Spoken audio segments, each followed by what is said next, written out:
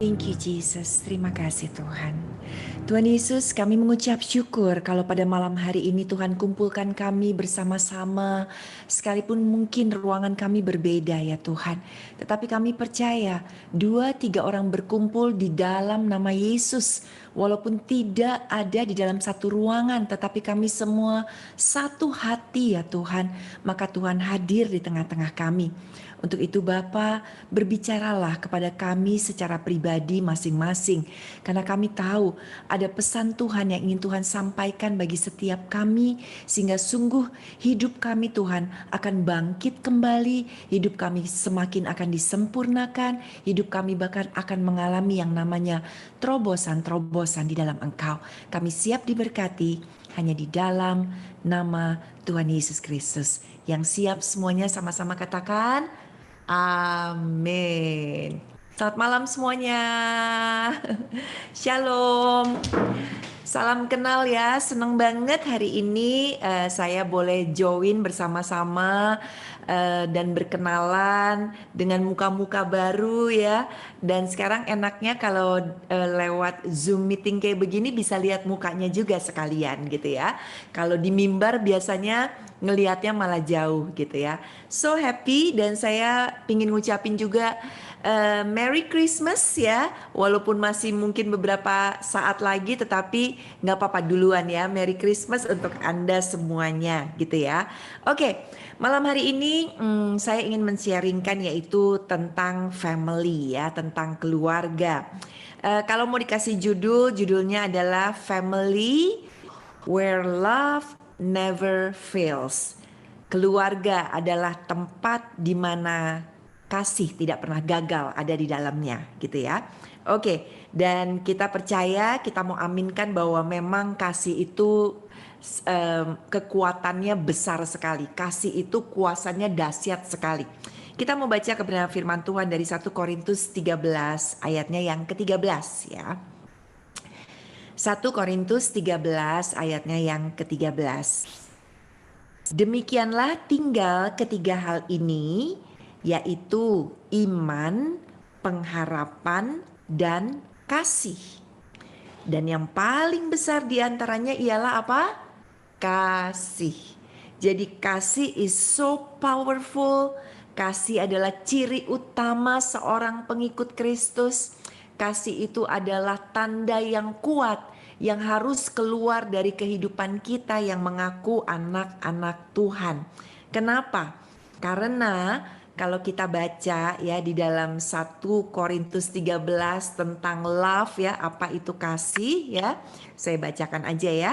Kalau kita bisa lihat sama-sama dikatakan di sini, kasih tidak berkesudahan. Oh, maaf.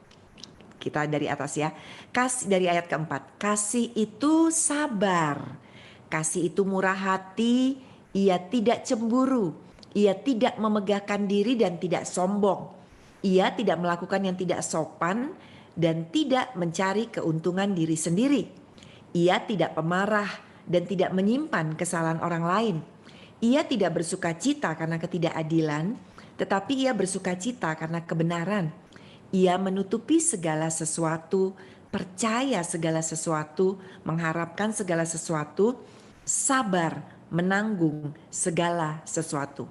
Kita udah sering dengar, kita udah tahu bahwa inilah yang Tuhan inginkan dalam kehidupan kita sebagai anak-anak Tuhan, untuk punya kasih ya.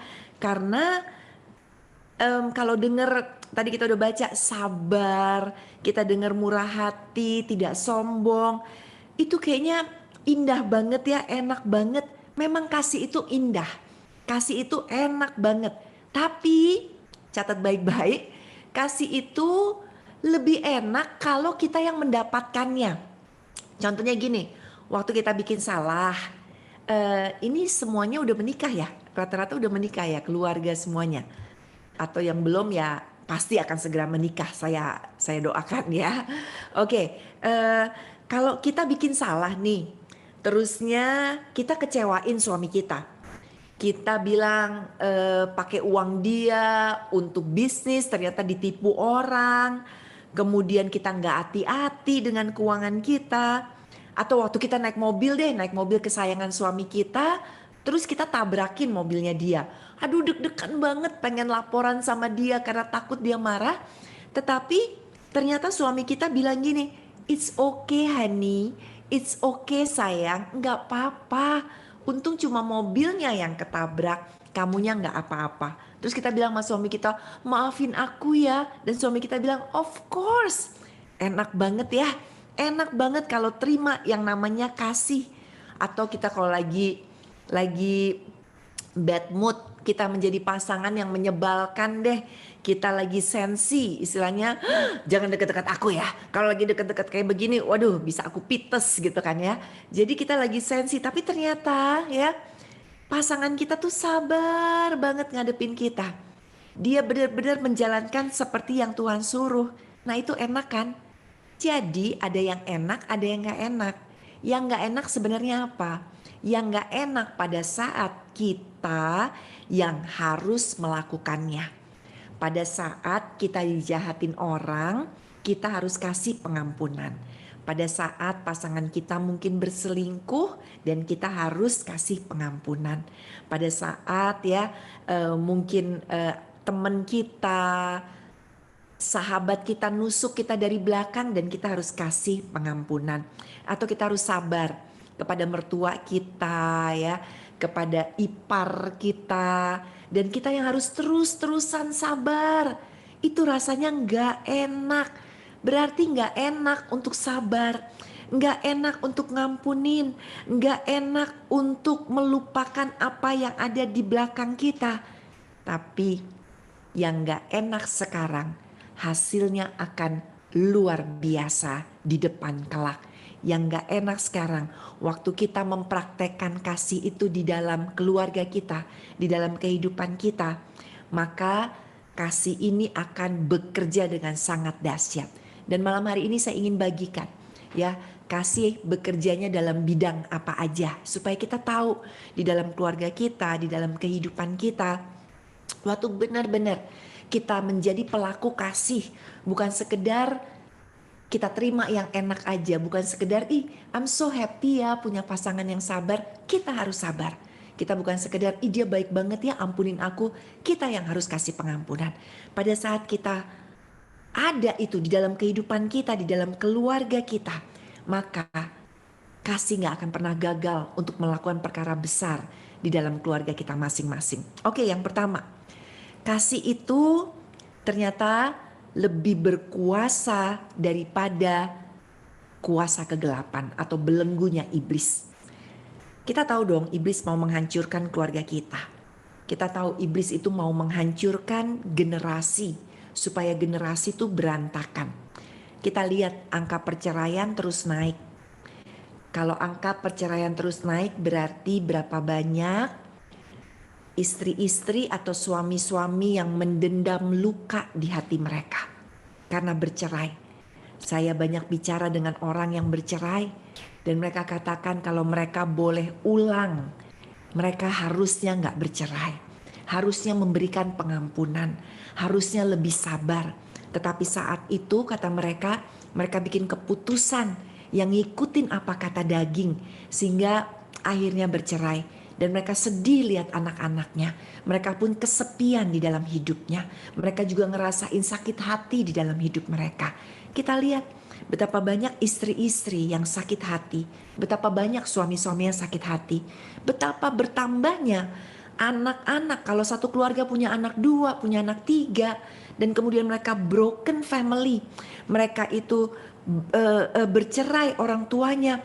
Berapa banyak generasi yang iblis belenggu, karena iblis tahu kalau keluarga mengalami breakthrough, keluarga bahagia, keluarga itu benar-benar hidup takut akan Tuhan, maka ada potensi-potensi besar yang akan muncul dari keluarga. Akan ada suami yang baik, akan ada istri yang berharga, akan ada anak-anak yang kelak akan menjadi bapak yang baik juga, akan ada pemimpin-pemimpin, akan ada orang-orang di marketplace yang takut akan Tuhan. Iblis takut karena family itu bawa dampak yang sangat besar bagi dunia ini. Sehingga iblis akan terus mencuri, membunuh, membinasakan. Suami saya yang sangat saya sayang banget ya, saya menikah dengan suami saya belum lama ya, kami pengantin baru gitu ya, baru mau masuk ke tahun 24 gitu ya, jadi masih baru kan 24 tahun ya. Pacarannya juga nggak lama, kami pacaran cuma kilat. Pacaran kami cuma kira-kira 10 tahun aja. Wow, ya kan. Jadi tepatnya ya mungkin sekitar 9 tahun lah pacarannya gitu ya dengan Edward. Dan ternyata waktu pertama kali kenalan dengan Edward, saya ini berasal dari keluarga kakak beradik 5 orang. Kami semuanya perempuan. Mama, papa ngajarin kasih tuh luar biasa banget. Saya bisa dibilang selama saya hidup dengan mama papa, istilahnya waktu masih tinggal sama-sama mereka, saya hampir nggak pernah ngeliat mereka berantem. Mereka selalu masuk kamar kayaknya kalau berantem. Pernah sekali mereka udah nggak tahan kali ya, mereka itu berantem cuma sekali itu aja. Tapi selebihnya nggak pernah. Kami dididik untuk erat satu dengan yang lainnya, kami dididik untuk mengasihi, kami dididik takut akan Tuhan. Lalu kemudian saya ketemu dong dengan Edward. Saya ketemu dengan Edward, lalu Edward nanya ke saya, Liv, kita kenalan. Kakak adik kamu berapa? Saya jawab dong, 5. Udah banyak banget ya, gitu ya, 5 gitu ya. Terus saya tanya sama Edward, kakak adik kamu berapa? Dia jawab, 9. Wah, kaget kan ya? Terus saya bilang 9, banyak banget. Iya, itu total semuanya. Maksudnya gimana? Baru dia cerita. Ternyata dia itu adalah produk broken family. Dia katakan papa mamanya menikah ya, jadi mamanya istri pertama papanya punya anak 2. Kakaknya Edward atau cicinya Edward dengan Edward. Tapi kemudian bercerai orang tuanya pada saat Edward umur 3 tahun. Kakaknya umur 5 tahun kalau nggak salah. Singkat cerita, papanya menikah lagi, mamahnya juga menikah lagi. Papanya sibuk dengan keluarga barunya, mamanya juga sibuk dengan keluarga barunya. Lalu punya anak lagi ya, jadi Edward punya adik-adik gitu dari mamah yang berbeda dari pihak papa, dari papa yang berbeda dari pihak mamanya. Jadi waktu kenalan ya dengan keluarga Edward, saya dikenali dengan adiknya, saya tanya ini adik kamu dari mana? Oh ini dari ini, dari ini, dari ini. Wah, oh ini papanya beda, oh ini dari ibunya. Jadi agak perlu waktu gitu. Dia keluarga yang broken family. Dia dibesarkan oleh oma opa. Tapi nggak lama karena opa meninggal saat Edward umur 9. Oma meninggal pada saat Edward umur 11. Lalu dia mulai dibesarkan berpindah-pindah dengan tantenya, dengan omnya. Sampai akhirnya ketika dia usia SMA, selesai SMA, sudah langsung dikirim oleh papahnya untuk berangkat ke Amerika. Dan benar-benar dia tidak punya sosok ayah. Dia nggak punya figur ayah dalam hidup dia. Broken family. Cicinya juga sama. Nggak punya figur ayah dan ibu dalam kehidupan mereka. Dan saya ngelihat ya. Saya ngelihat seseorang yang berasal dari keluarga broken. Walaupun mungkin nggak semuanya ya. Tapi mayoritas. Mereka luka di dalam. Mereka luka hati. Mereka nggak mengalami kepenuhan dalam Tuhan. Mereka mengalami yang namanya ciri-ciri belenggu iblis. Contoh gini, kalau kita berdua berantem karena kita kemudian pacaran ya, kita ada salah paham atau bertengkar. Edward itu langsung meledak, emosi tinggi. Dan saya bingung karena saya berasal dari keluarga yang cukup harmonis. Jarang ada yang berantem, bertengkar-tengkar, apalagi kita perempuan-perempuan. Jadi sempat terkaget-kaget di awalnya, galak banget sih nih orang gitu ya. Dan bukan itu aja, karena kita sama-sama kuliah di Amerika ya. Jadi waktu di Amerika Edward itu papahnya beliin rumah, semua anaknya ditampung di rumah itu dari berbagai-bagai adik-adik yang berbeda gitu ya. Saya sering main ke rumah mereka dan pernah kita berantem di rumah mereka. Rumah di Amerika itu temboknya nggak dari semen, nggak dari kayak di Indonesia, tapi dari gypsum ya. Dan dia marah, dia pukul tembok. Dia pukul sampai bolong-bolong temboknya. And I was so like, oh my God gitu ya. What happened Tuhan gitu ya. Tapi ternyata semakin hari saya makin ngerti. Orang-orang yang luka hati, mereka gak akan stop untuk melukai orang lain. It's not because of my fault ya. Mungkin kesalahan saya cuma kecil. Kok rasanya marahnya gede banget sih? Tapi ternyata dia bisa marah segede gitu. Karena ada kekecewaan yang dia simpen mungkin dari sejak usia dia 3 tahun. Kekecewaan, tidak ada covering dalam hidup dia, tidak ada pembelaian, tidak ada pembelajaran, tidak ada orang yang memberi contoh, tidak ada pengenalan akan Tuhan, tidak ada belayan kasih di dalam kehidupan dia. Sehingga itu baru satu contoh anak yang ngalamin broken family, yaitu seorang Edward yang akhirnya selama bertahun-tahun, mungkin kenapa kita nggak nikahnya cepet, nikahnya sampai hampir 1 dekade baru nikah, karena Tuhan proses kita dulu sampai benar-benar dia lahir baru, dia alami Kristus dalam kehidupan dia, belenggu iblis dilepaskan dari kehidupan dia. Karena kalau enggak rumah tangga kami pasti berantakan juga gitu ya. Singkat cerita, bisa bayangkan kalau tidak ada kasih dalam kehidupan, maka iblis yang akan ambil alih, iblis yang akan rebut, iblis yang akan ikat yang namanya anggota keluarga. Iblis akan hancurkan, iblis akan curi, dan iblis akan bunuh semuanya.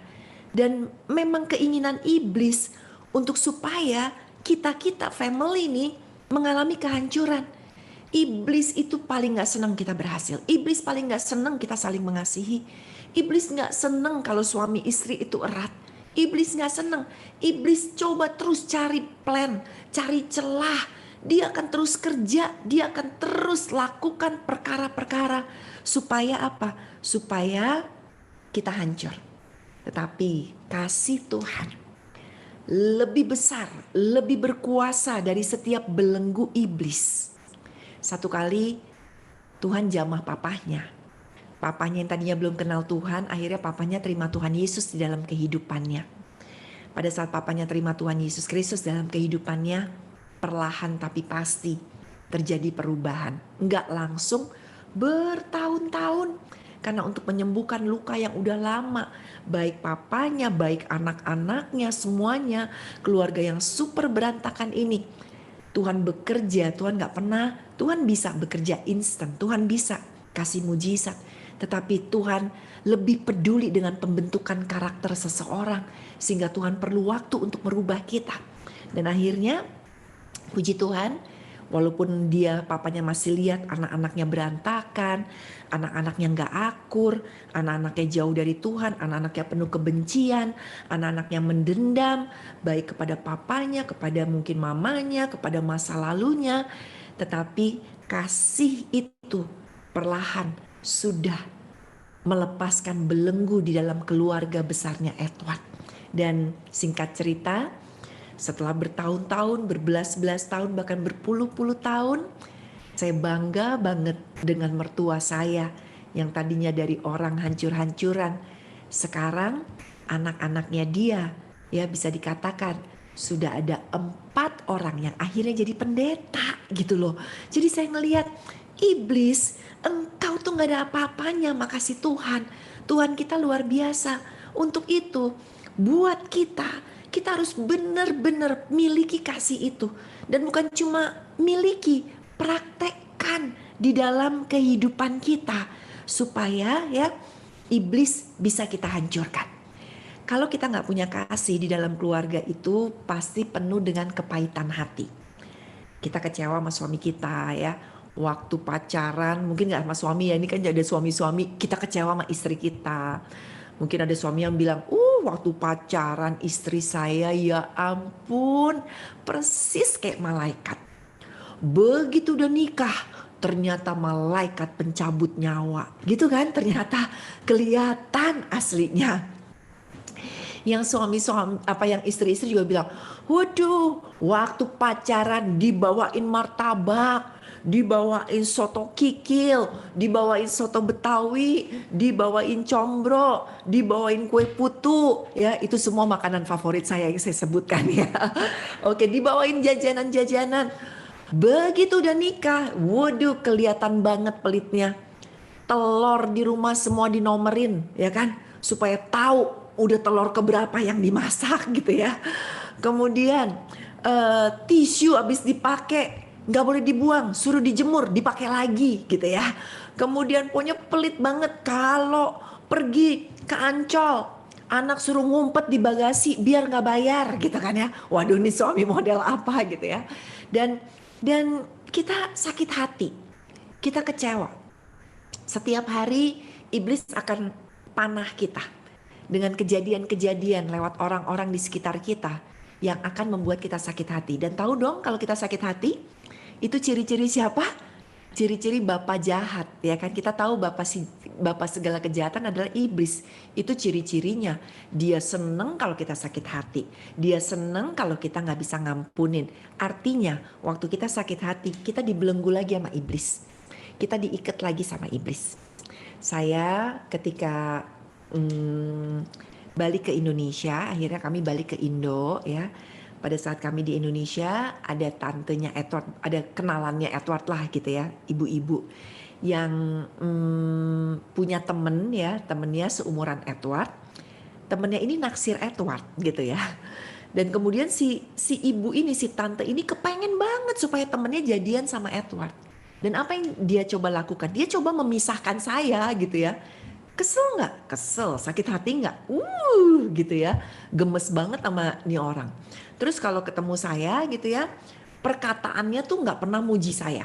Karena kan dia kepengen supaya temennya yang dapet gitu ya. Levi ada aja kurangnya. Levi beginilah, Levi begitulah, Levi kurang inilah, Levi kurang itulah.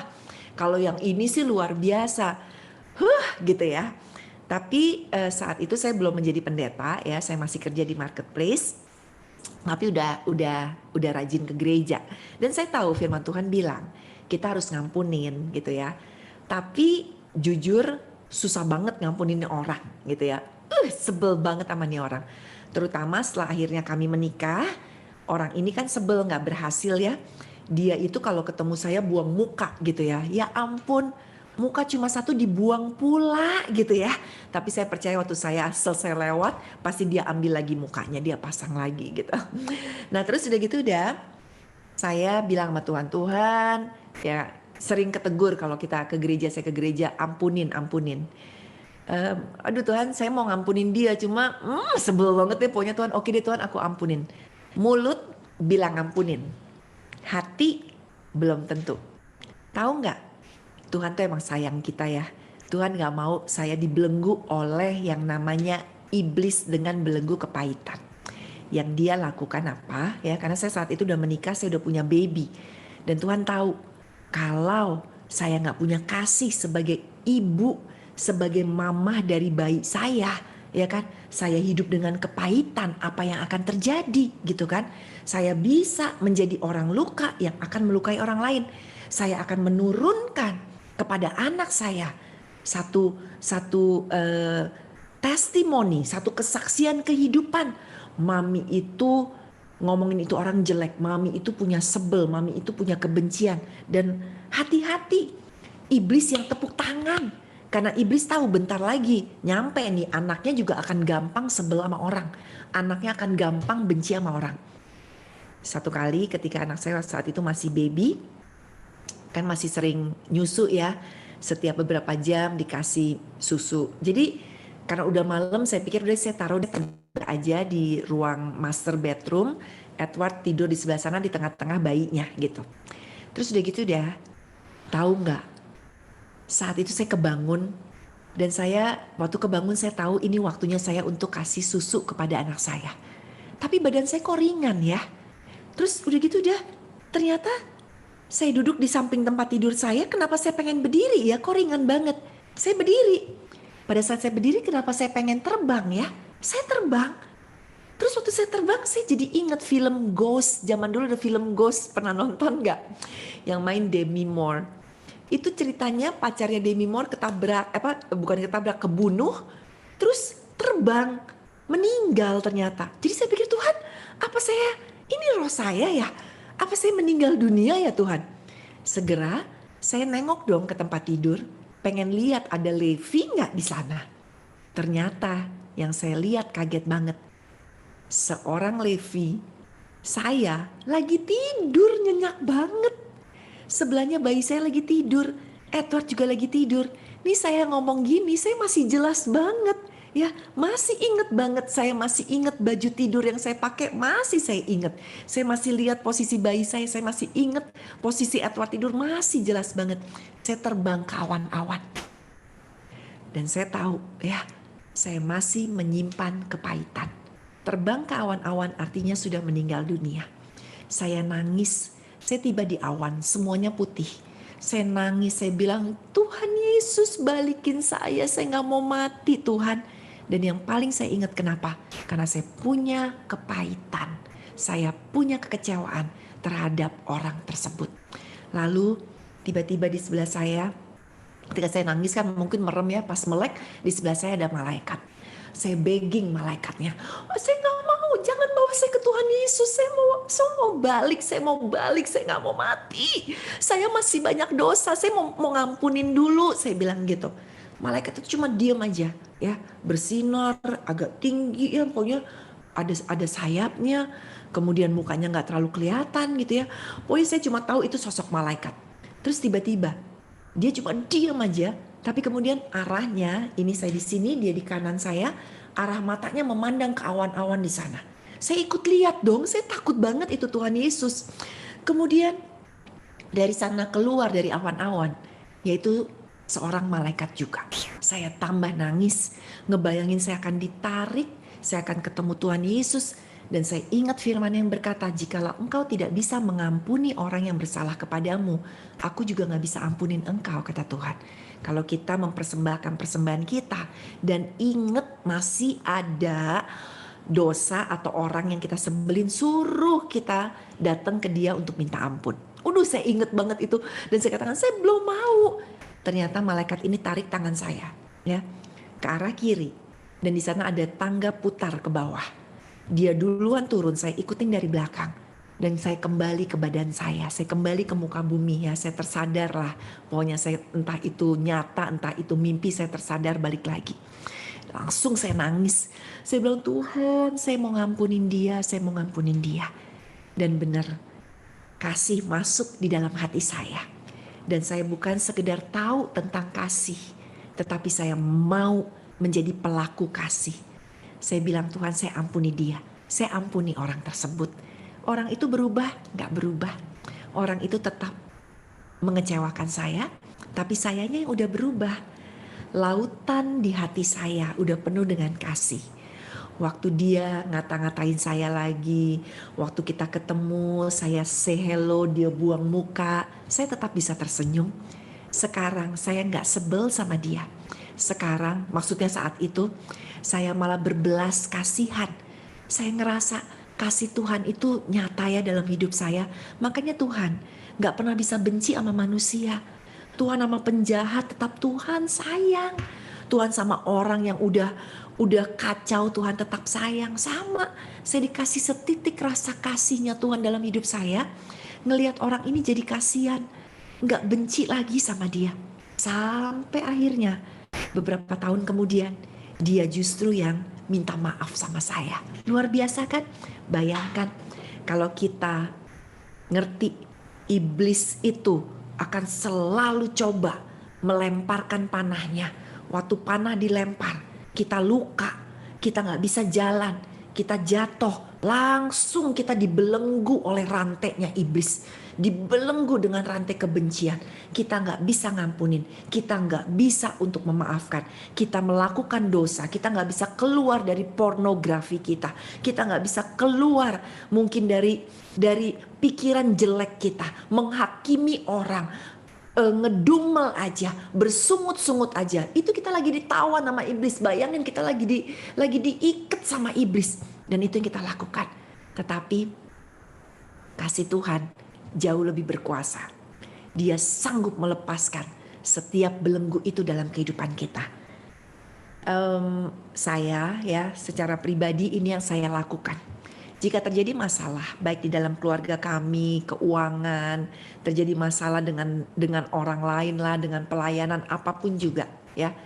Saya tahu iblis seringkali ya kalau kalau masalah itu terjadi karena bukan kita sengaja ya, memang ada masalah datang, saya tahu ini iblis lagi coba untuk menghancurkan.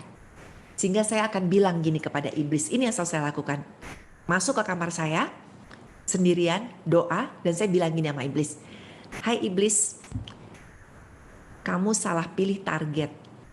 Saya Livi Supit enggak akan bisa untuk kamu hancurkan. Karena aku pegang Keluaran 14 ayat 14. Tuhan yang berperang melawan engkau dan aku akan diam aja. Diamnya kita bukan diam gak ngapa-ngapain. Diamnya kita berlutut di bawah kaki Tuhan. Diamnya kita berserah kepada Tuhan. Diamnya kita berdoa. Dan itu yang saya lakukan senantiasa di dalam kehidupan. Sehingga apa? Sehingga waktu tantangan terjadi, iblis mau merubah saya dari anak Tuhan yang sifatnya seperti Tuhan, mengampuni, sabar, murah hati, nggak inget masa lalu, nggak memegahkan diri. Iblis mau rubah sifat saya. Iblis mau rubah sifat kita supaya kita berubah sifatnya sama seperti iblis. Kita akhirnya kecewa. Kita akhirnya nggak bisa ngampunin. Kita akhirnya marah. Kita akhirnya melakukan hal-hal sifat-sifat iblis ada dalam hidup kita. Iblis tepuk tangan. Hore, kata iblis. Satu anak Tuhan udah keambil, sifatnya jadi pindah seperti sifat aku, kata iblis. Untuk itu kita gak boleh kalah sama iblis. Gak boleh kalah sama masalah, ya kan? Karena di balik masalah ada iblis yang coba untuk ambil kesempatan dalam kesempitan. Ada iblis yang coba memanah kita. Jadi kasih sanggup untuk membuat keluarga kita kembali berkemenangan. Waktu ada kasih itu ya membebaskan kita dari belenggu, sehingga akhirnya apa? Kita akan menikmati yang namanya berkat-berkat berkelimpahan di dalam hidup ini. Amin. Amin ya. Oke, yang kedua.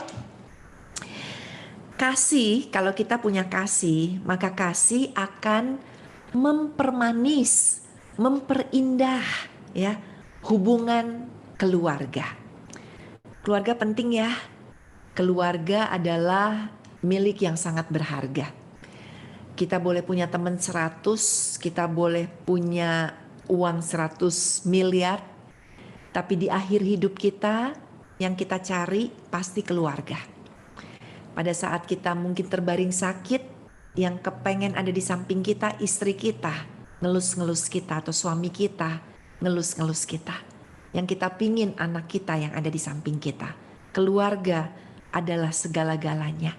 Untuk itu, kalau ada kasih di dalam keluarga, maka keluarga itu akan manis sekali. Saya senang loh Tuhan itu memperumpamakan keluarga itu seperti taman atau kebun yang indah. Buktinya dari mana? Ini ayat yang dahsyat nih, Mazmur 128 ayat 1 sampai dengan yang keempat. Ya, Mazmur 128 ayat 1 sampai dengan yang keempat. Saya bacakan ya. Nyanyian ziarah. Berbahagialah setiap orang yang takut akan Tuhan, yang hidup menurut jalan yang ditunjukkannya. Apabila engkau memakan hasil jerih payah tanganmu, berbahagialah engkau dan baiklah keadaanmu. Istrimu akan menjadi seperti pohon anggur yang subur di dalam rumahmu. Lihat, Tuhan umpamakan rumah kita, rumah tangga kita, keluarga kita itu kebun ya. Ada pohon anggurnya dan pohon anggurnya subur dan pasti buah anggur manis ya. Kemudian dikatakan juga, dan anak-anakmu seperti tunas pohon zaitun di sekeliling mejamu. Wow, ini kebun banget. Ada pohon anggur, ada pohon zaitun. Dan dikatakan sesungguhnya demikianlah akan diberkati orang laki-laki yang takut akan Tuhan. This is family. Ini keluarga. Kalau keluarga mau menjadi kebun anggur yang subur, kalau keluarga mau menjadi pohon zaitun yang bertunas, sehat, kasih harus ada di dalamnya. Yang harus mulai dari siapa? Dari kita. Perubahan gak bisa terjadi dari orang lain. Perubahan hanya terjadi dari diri kita. Sehingga kita yang harus mulai praktek kasih. Ayo lakukan apa yang Tuhan suruh tadi. Kasih itu sabar, jadilah sabar. Kasih itu murah hati, jadilah murah hati. Ya, kalau kita baik sama orang yang baik sama kita, apa jasamu kata Tuhan. Kalau kita baik sama suami kita yang baik, kalau kita baik sama ipar kita yang baik, kalau kita baik sama mertua kita yang baik, apa jasa kita? Tapi Tuhan suruh kita apa? Kita baik sama orang yang jahat sama kita. Saya punya kesaksian ya, ada seorang di gereja kami yang baru meninggal dunia, umurnya 43 tahun. Baik banget orangnya. Salah satu kebaikannya apa? Dia itu punya usaha. Kemudian teman-temannya dia suka dia tolongin gini, kamu jualin deh, kalau kamu bisa jualin aku kasih sekian persen untuk kamu. Niatnya baik. Satu kali ada temennya ngejualin barang. Terus udah laku barangnya, ditunggu-tunggu uangnya gak pernah datang. Lalu dia ketemu dengan temannya ini, lalu dia nanya, udah laku ya? Udah, mana uangnya? Sorry ya, uangnya aku pakai. Lihat, berarti dia rugi dong, dia minus dong. Berarti temannya jahat dong sama dia. Dijahatin sama temannya ya. Terus dia tanya, oh buat apa emang uangnya? Buat berobat, istri aku sakit. Dia marah nggak? Nggak loh. Dia bilang gini nggak? Ya udah ntar kapan-kapan ya, kalau kamu udah punya uang, kamu ganti ke saya. Enggak loh. Yang dia lakukan apa? Dia pergi ke ATM, dia ambil uang lagi, dia kasih ke temennya. Nih buat bantu kamu, istri kamu biar cepet sembuh ya. Wow, ya kan? Kita orangnya baru meninggal dan kita di rumah duka tuh sampai yang kayak orang ini terlalu baik banget. Tapi bener, kasih dia praktekkan. Kalau kamu buat baik sama yang baik sama kamu, ya sama aja. Orang gak kenal Yesus juga buat kayak gitu. Tapi kita nih anak-anak Tuhan disuruh buat baik sama yang jahat sama kita. Yang perempuan-perempuan, ayo istri-istri. Mungkin suami kita masih jahat sama kita. Berapa banyak saya konseling dengan wanita-wanita yang suaminya selingkuh. Tapi firman Tuhan berkata apa? Wanita yang berharga, dia tidak akan pernah berbuat jahat kepada suaminya.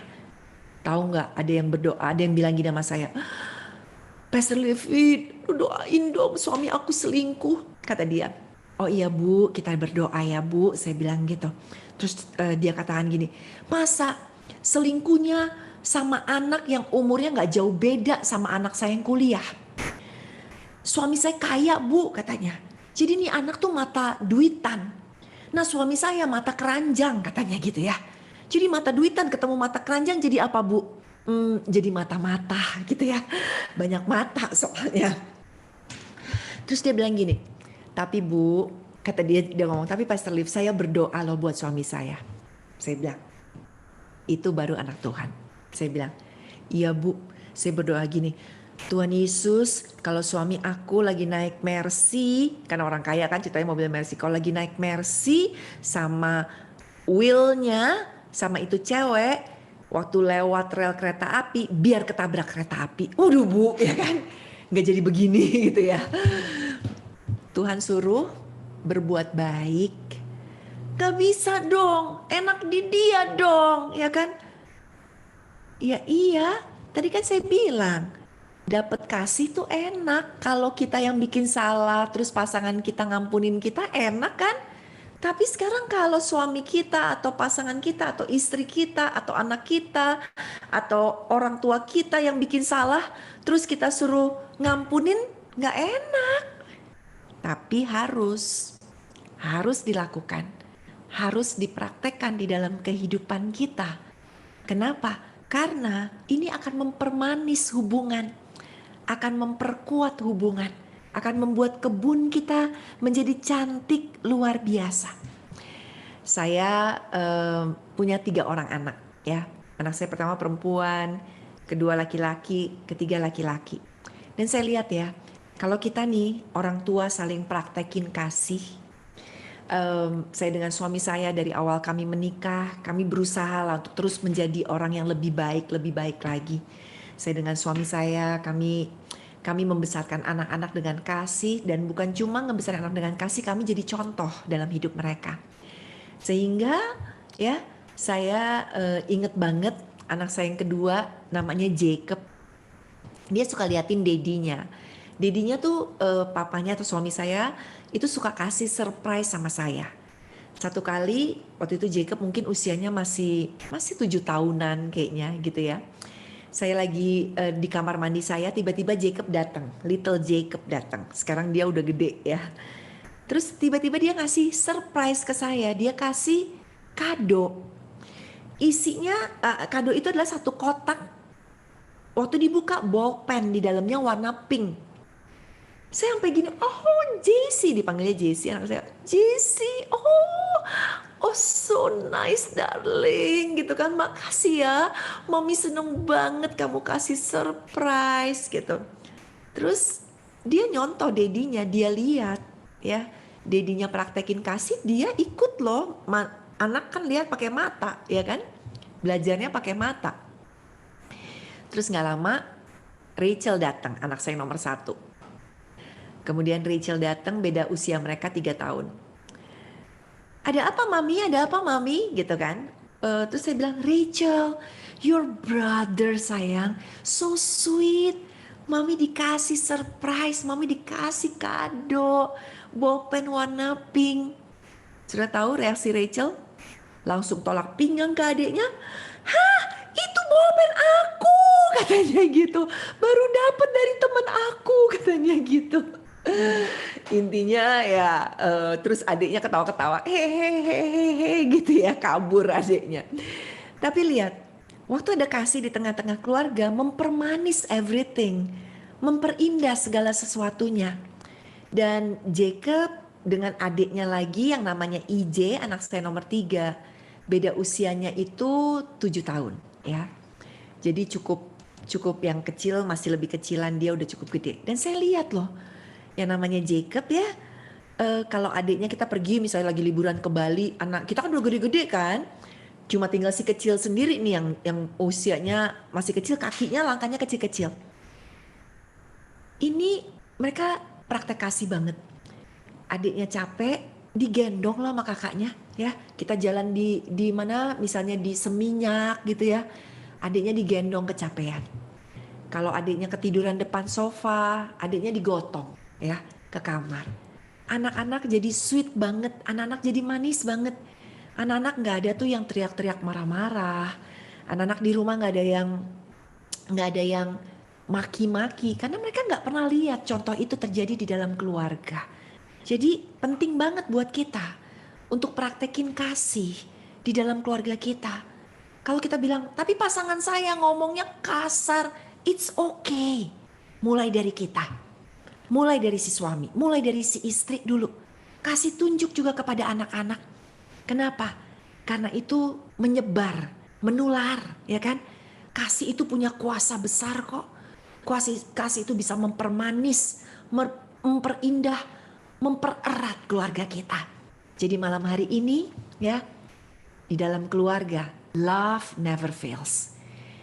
Jangan, kalau keluarga kita masih belum harmonis, kalau keluarga kita masih sering berantem, kalau keluarga kita mungkin anak-anak masih ribut-ribut juga ya, percayalah, praktekkan kasih dulu. Kasih bukan cuma pajangan, kasih bukan cuma tulisan di dalam Alkitab, kasih bukan cuma sesuatu yang kita hafalkan, tetapi kasih hanya bisa bekerja pada saat kita mempraktekkannya di dalam kehidupan kita. Yang mau katakan, amin. Alright. Jadi ada kasih yang akan melepaskan belenggu iblis, ada kasih yang akan mempermanis keluarga kita. Yuk kita berdoa yuk. Tuhan Yesus, terima kasih Tuhan. Kalau malam hari ini kami dengar pesan-Mu tentang kasih. Kami percaya Tuhan bahwa kasih adalah yang terbesar dari semuanya. Kasih adalah sesuatu yang bukan sekedar kami hanya terima aja, bukan sekedar sesuatu yang kami hafalkan, yang kami cuma sebatas tahu, tetapi Tuhan mau praktek. Nggak enak Tuhan, yes kata Tuhan, tapi praktekin. Nggak enak cuma di awalnya, tetapi hasilnya luar biasa. Dan Tuhan Yesus, kami percaya pada saat kami terus praktekkan itu akan menjadi satu habit dalam kehidupan kami, akan menjadi satu kebiasaan, dan lama-lama kebiasaan itu akan menjadi karakter di dalam kehidupan kami. Kami punya karakter seperti Engkau, penuh kasih, pengampun, sabar, enggak lagi ingat-ingat masa lalu, enggak lagi sombong. Kami percaya Tuhan, kehidupan kami akan semakin menyerupai Engkau. Kalau ada keluarga-keluarga ya Tuhan yang masih dibelenggu oleh iblis, kami percaya mereka salah pilih target. Mereka salah pilih keluarga ini Tuhan. Karena keluarga ini gak akan bisa dihancurkan. Kami patahkan setiap kuasa iblis dalam nama Tuhan Yesus Kristus. Keluar engkau dari keluarga ini.